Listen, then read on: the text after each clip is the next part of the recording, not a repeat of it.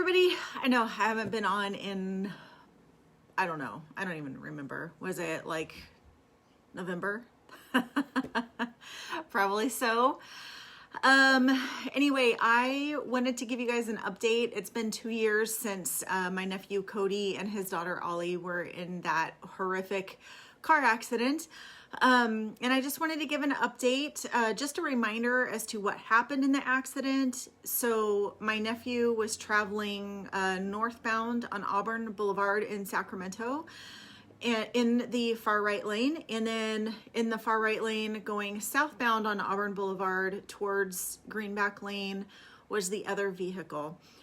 The other vehicle ended up crossing 5 lanes. So they went from their far right, crossed a lane, went over the center turn lane, crossed a lane, and then went all the way into my nephew's lane where they hit them head on. That impact was at 9 G forces, which is a lot. Look it up to see how bad that really is. Anyway, so that's just kind of I'm sorry. It's been so long since I've been on live. I seem to have forgotten how to talk. So that's okay. Just bear with me. This is also something I get very emotional about. And so it's, it is what it is. But anyway. All right, so an update on Ollie first. So she is still in a wheelchair. She's gonna need another surgery on her right leg so that it will straighten out. This is because it's currently stuck in a bent position.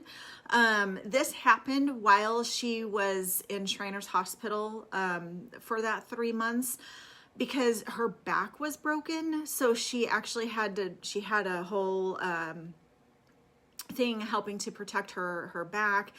But she also had to lay in a certain position. So that caused both of her legs actually to get stuck in that bent position. Her left leg, even though it was stuck in that position, they were able to get that leg to straighten back out again.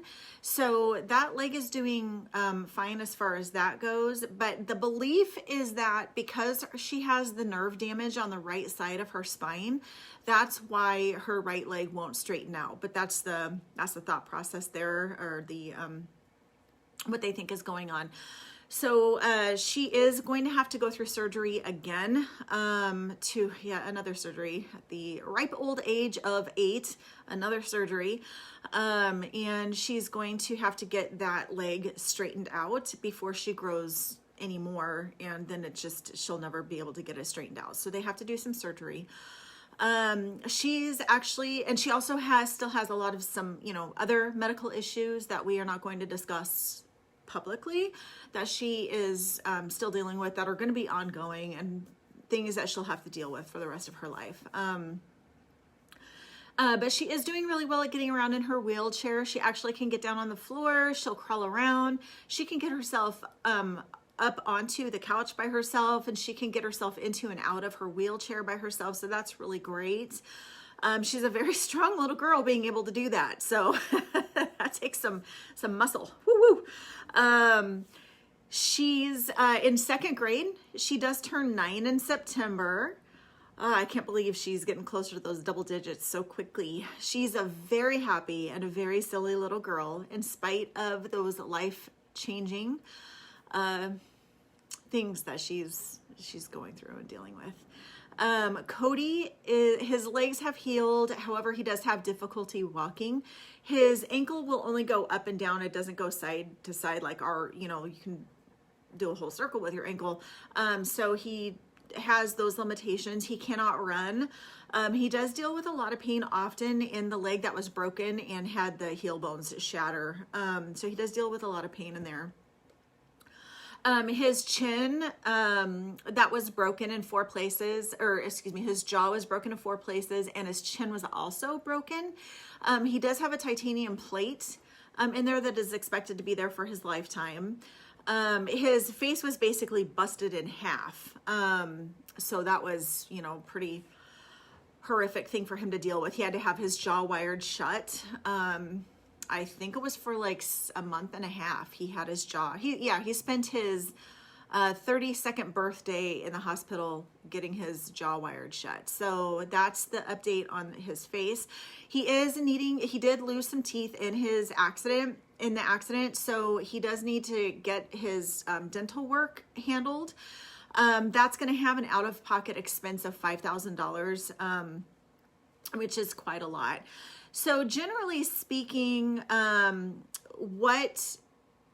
what you guys have helped out, sorry, my hair is like, I have my space heater on and it's like blowing my little hairs up onto my lips and it's like sticking. So I'm sorry that I keep doing that. It's very distracting.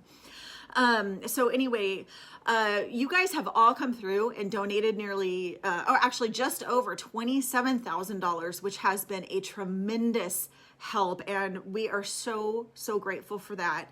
That helped pay for the ramp. There's a ramp that was put in front of the house so Ollie can wheel herself in and out. It's actually a pretty long ramp. That way it's at a grade that she can handle to get herself wheeled up and into and out of the house. Also, it helped go towards a new truck because the truck that Cody had at the time of the accident, he'd had for about 10 months or so, and that truck was totaled. It was not a new truck when he got it, but it was still, you know how it goes, it was still totaled, especially with how the prices have increased over the last couple of years on cars, so that he was able to buy himself another truck. The truck was a necessity because, well, the wheelchair, of course, is easier to deal with in the truck, but we do believe that that truck helped to save the lives of Cody and Ollie. So that was, I'm trying not to get emotional. I'm starting to get emotional. I need a second.